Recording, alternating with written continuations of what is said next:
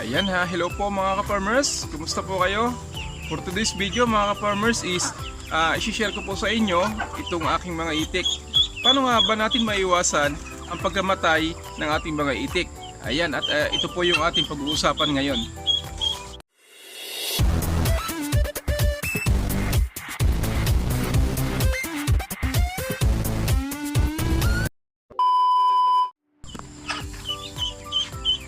Ayan po, at makikita nyo mga ka-farmers na masasigla po itong ating itik.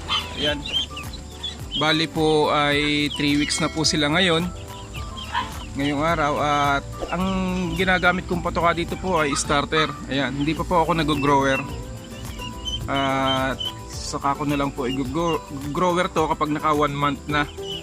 Ayan, at paano nga ba ako nagsimula dito? Ayan, nagsimula po ako kasi sa totoo po mga ka-farmers is gusto ko talaga pong mag-alaga noon pa ng itik. Kaya lang hindi ko po alam kung paano, saan ako magsisimula. Kasi kung RTL po yung aking bibilhin, ay talaga naman pong may kamahalan ang presyo ng RTL dito. Kaya hindi po ako makapag-alaga ng itik. Ngayon naisip ko po na ano kaya kung itlog na lang yung bilhin ko, at gumawa po ako ng incubator. Ayun, at naging success naman po ito ngayon po, at nakapagpapisa po ako. Ito po yung aking first batch ng mga papisa ko. Nasa 45 pieces po ito.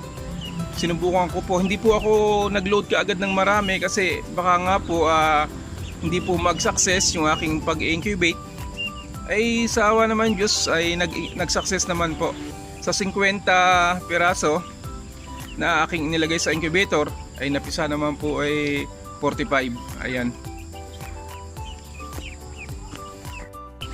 Ayan, at pag-uusapan po natin paano nga ba natin maiwasan ang pagkamatay ng ating mga siho o mga itik na to. Ayan. Ito po sa loob po ng 3 linggo na pag-aalaga ko ay wala naman pong namamatay na nababawas sa kanila. Wala pong mortality. Kitang-kita naman nyo po na napakasigla, at ayan, mas sigla na sila. Ang ginagawa ko lang mga ka-farmers is nilalagyan ko lang po sila ng tubig dun sa galon. Hindi ko po nilalagay yung tubig sa planggana kasi once na nilagyan mo po ng tubig sa palanggana mga ka-farmers is yung po yung case na mabasa sila, buong katawan nila naliligo. Kasi pag lagi pong basa, lalo pa yung dibdib nila at saka bandang puwitan, pag lagi pong basa mga ka-farmers is yung po yung magiging sanhi po ng pagkamatay nila kasi lalamigin po sila. Kaya ang ginagawa ko po, sa galon lang po ako naglalagay ng tubig, at minsan nga po nilalagyan ko pa yung galon na painuman ng bato para hindi nila talaga may basa yung kanilang katawan, para makainom lang sila. Ayun, bali ganito po yung aking nilalagay mga farmers, galon lang. Ayan, kung makikita nyo mga farmers, oh.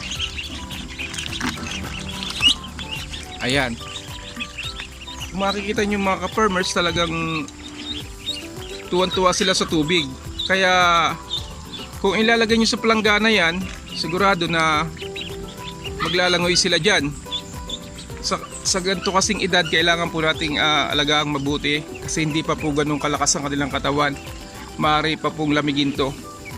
Okay, sana po kung mga matagal na, mga month na sila or higit pa, ay kayang-kaya na nila yung lamig na yan. Ayan, pero sa gantong edad, wala pang 1 buwan, ay kailangan ganito muna po yung ating gawin. Yan, sa awa naman ng Diyos ay wala pong nababawas dito. 3 weeks na sila at malulusog at masasigla sila mga ka-farmers. Ayan. Ayan, at dito po tayo naglalagay ng pagkain nila. Ayan mga ka-farmers. Ayan. Ang pinakakain ko ay starter po. Hindi pa po ako nag-grower. Ayan, pero bago mag isang buwan, sasanayin ko na po sila sa grower. Yan. At nag-umpisa po ako sa ganito mga ka-farmers, at meron pa po akong second batch na pinapipisa. Bali nasa 150 po yun. Ayan, at ngayong katapusan din po yun mapipisa. Dahil nga po hirap, mahirap pong ng RTL, ay ganito lang po yung aking ginagawa mga ka-farmers. Mas okay po yung nagsimula po tayong mag-alaga sa sisiw. Dahil mapapag-aralan po natin kung paano ang tamang pag-aalaga. Sa katulad ko po na first timer mga ka-farmers, is hindi pa po ako marunong, kaya lahat ng aking mga ginagawa ngayon ay sariling paraan lang, sariling pag-aaral at paraan ko lang, na nagtatanong-tanong lang ako, nanonood sa mga YouTube na nagbablog din, at ayun, sana susunod na taon is dumami na sila, at kasi plano ko po na balang araw magkaroon po ng balutan. Yan, hindi naman po masamang mangarap mga ka-farmers. Basta sipagan lang natin, tiyaga at pagtitiis, at makakamit po natin yung ating gusto sa buhay. Ayan, kita nyo po, at masisigla mga ka-farmers yung aking mga itik. Nakakatuwa po silang pagmasdan.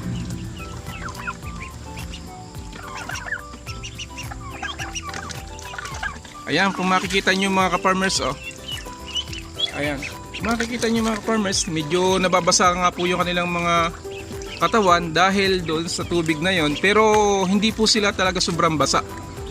Yun po yung ating iiwasan para mabawasan po yung mortality o pagkamatay ng mga itik natin. Lagi po kasing basa sila, basa ang dibdib, giginawin po yan, at yun ang magiging case ng kanilang pagkamatay. Ayan mga ka-farmers. Ayan mga ka-farmers, at yun lang po, at salamat po sa inyong panonood mga ka-farmers, sa lahat po ng ating mga subscriber, at sa lahat po ng hindi pa nakapag-subscribe at napadaan sa aking video, please subscribe po my YouTube channel. Salamat po, at ingat po tayong lahat kung saan tayo naroroon ngayon, and God bless po. Bye bye.